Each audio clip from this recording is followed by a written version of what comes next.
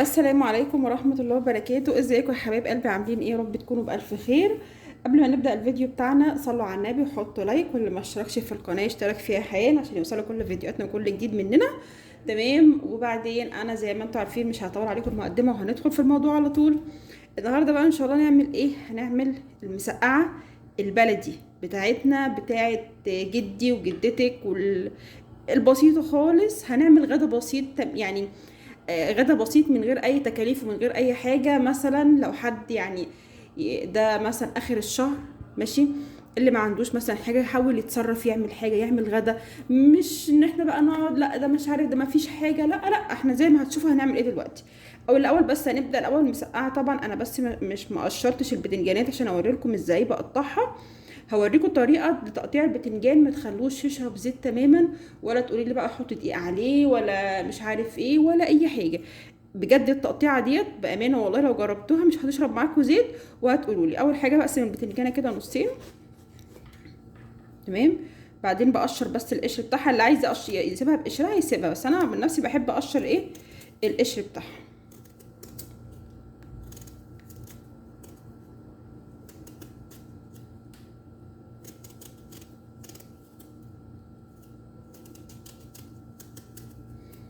فكرة غدا بسيطة وسهلة، بس بجد طعمها هيبقى حلو قوي وهتشوفوها معايا، ولا مكلفة ولا اي حاجة.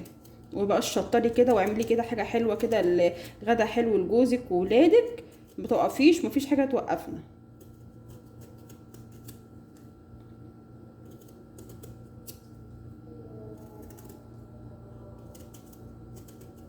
تمام كده.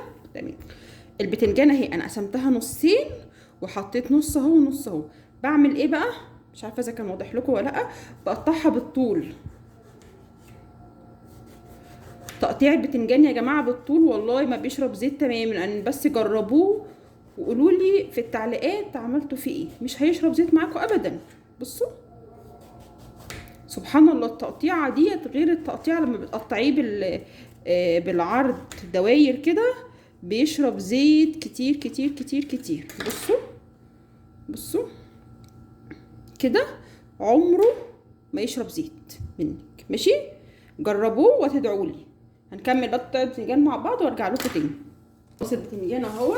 طبعا البتنجان بعد ما انا قطعته بالطول جيت جايه واخده كله قسمه تاني نصين عشان بس يبقى ما يبقاش كبير قوي في المسقعه. تمام. وطبعا هنقل البتنجان زي ما انتم عارفين، الحاجات السهله اللي انتم عارفينها ديت خالص. تمام كده. بسم الله. اهم حاجه بس حطوا اللايك، واللي ما اشتركش في القناه حالا ينزل يشترك فيها عشان ينورنا كده وعيلتنا الجميله تكبر دي ان شاء الله.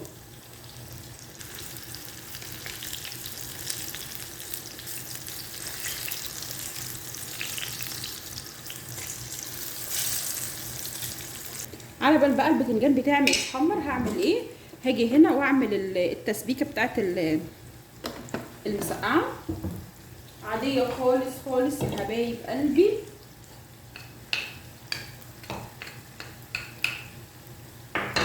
توم عادي مفروم،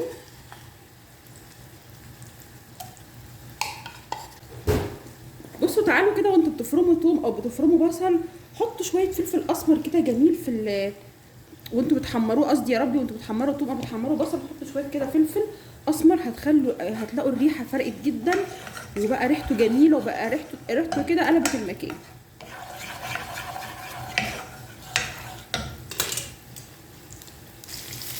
بصوا خلاص التوم اهي اتحمرت اهيت. ماشي زي ما انتوا شايفين كده. تمام يا قلبي. بجايه نازله على طول ايه بقى بالطماطم.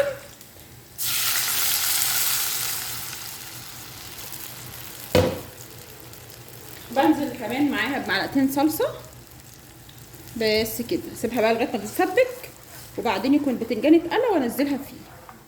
تابعوا معايا، ما تروحوش في اي حته، حطوا ليا كتير كتير كتير واستنوني. انا ما اول حاجه انا ما بحطش ملح الا لما الصلصه تتسبك تماما عشان اعرف اظبط الملح بتاعي.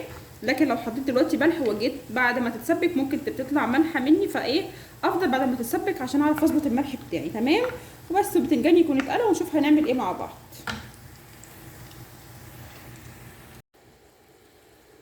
طب يا حبايب قلبي خلاص دلوقتي الصلصه هي اتسبكت. ماشي. والشوربه دي هقول لكم دلوقتي انا هعمل بيها ايه. ماشي. البتنجان والفلفل خلاص، انا بس همسك الفلفل كده اقعد اقصه كده. طبعا عشان سخن بقى مش هقدر امسكه بايدي، فايه هقصه بالمقص اسهل لي وخلاص. ممكن اقصه 3 كده بالمقص وخلاص احسن. سلام يا سلام يا سلام على المسقعه بتاعتك يا شوشو، ريحتها اصلا جميله. بدوقها بقى، بدوقها واشوف ملحها، انا مظبطه ملحها ولا عامله ايه من ملحها وكده. وبعدين احلى مسقعه، احلى مسقعه. ماشي. طيب هعمل فيها ايه تاني؟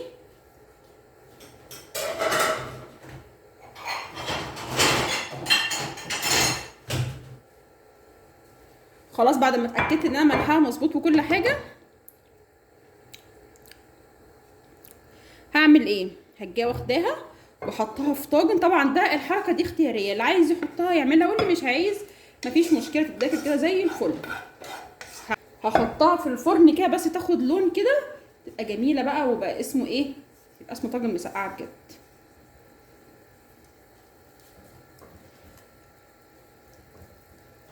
دي بقى احطها في الفرن.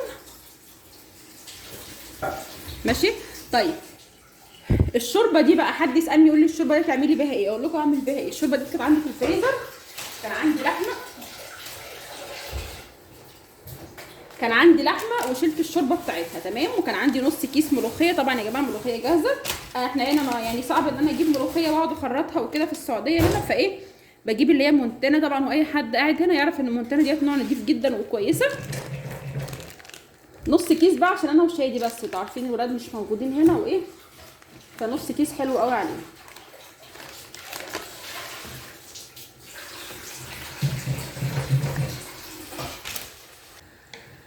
خلاص بقى يا حبايبي الملوخيه اهيت، بصوا حطيتها اهيت لغايه ما فكت خالص. ماشي. ده بقى توم. طبعا الملوخيه الجاهزه عشان تكسبيها او تخلي طعمها حلو زودي توم، حطي شويه يعني حته زبده صغيره او سمنه، كمون وكزبره. ماشي. وسيبها كده تتحمر بقى قوي، يعني تاخد اللون الجامد القوي الاحمر قوي. طبعا اي شوربه عندكم ما ترموهاش، اوعوا ترموا الشوربه خالص، شيلوها في كيس كده، كيس نضيف من اكياس التلاجة ديت وحطوها في الفريزر، هيجي يوم وتحتاجوها. مثلا الولاد عايزين مثلا ياكلوا حاجه، ممكن تعملوا لهم مثلا طلعوا كوس تعملوا لسان عصفور عليه. انا بعمل كده ساعات، مثلا ولادي مثلا مش عايزين مثلا ياكلوا، عايزين لسان عصفور، فاطلعه لهم اعمل لهم لسان عصفور.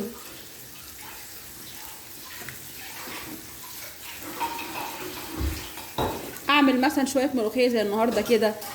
خلاص يا فارس، الصوت ده يطلع كله في الفيديو. ثواني بس. اعمل مثلا صينيه بطاطس. طبعا البطاطس لما تتعمل بالشوربه بتبقى روعه روعه روعه جدا فوق ما تتخيلوا. بصوا حمروا الثوم على قد ما تقدروا، يبقى اللون اللي هو البني الغامق، مش غامق قوي يعني. طبعا زي ما انتم شايفين يا حبايب قلبي اهوت خلاص تمام. البرام حطيته، ما حطيتوش كتير في الفرن، بس يا دوبك 5 دقايق وطلعته على طول عشان الصلصه بتاعته ما تنشفش. انتوا ما تحطوش في الفرن كتير عشان لو حطيتوه الصلصه هتنشف ومش هيبقى برده ايه حلو. هو بس يا دوبك ياخد طعم الفرن بس كده وخلاص. تمام تمام. هنغرفه بقى مع بعض طبعا عشان نعرف ناكل منه. هغرف بقى هنا كده بس عشان ايه مش هنعرف ناكل من البرام ده.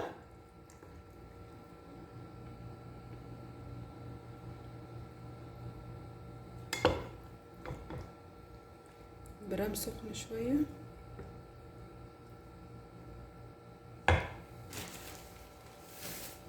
واللي طبعا مش عايز يحطه في الفرن ما يحطهوش، بس يعني ايه انا قلت بس احطه حتى لو 5 دقايق بس كده وخلاص. تمام. اللي عايز بقى، اللي عايزه تحط له بطاطس طبعا بيبقى جميله الصراحه بالبطاطس. انا عن نفسي بحبها والولاد بيحبوها، بس شادي ايه ما مالوش فيها قد كده، فقال لي ما تحطيش عليها بطاطس. وطبعا باللحمه المفرومه، بس اللحمه المفرومه لها اكل يعني، يعني ايه عشان احنا ملوخيه وكده فمش تنفع باللحمه المفرومه قوي يعني.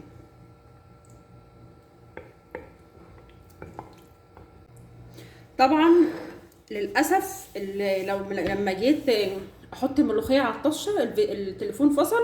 عشان ايه بقى؟ عشان الحراره، قال لي درجه الحراره عاليه جدا فقام جاي فاصل. فللاسف زعلت قوي ان انا ما عرفتش اصور لكم الطشه وانا بحطها على الملوخيه. فهي بس انا ما عملتش حاجه، مجرد ما الطشه ما التوم احمرت او بقى لونها بني كده تمام، انا جيتها لها جايه عامله ايه، حاطه بس سقطه الملوخيه عليها وخلاص على كده. بص بقى جميله جميله وريحتها حلوه قوي. نغرف برضو مع بعض.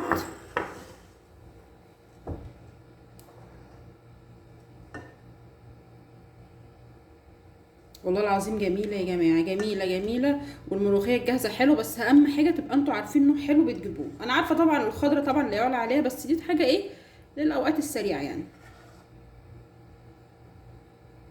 واحلى غدا واسرع غدا، خدش مني نص ساعه اصلا تمام. ملوخيه ومسقعه، شايفين الجمال والحلاوه. عيش بقى مخلل، عندك شويه مش مثلا تحطيهم معاها، واحلى احلى اكل والله العظيم. شايفين المسقعه وجمالها، شايفين الملوخيه وجمالها. حطوا لايك بقى يا حبايب قلبي عجبكم الفيديو، ما تنسوش تحطوا لايك كتير كتير وتشجعوني وتدعموني عشان انا بحبكم قوي قوي قوي. وانتظروني ان شاء الله الفيديو الجديد، وايه مع السلامه.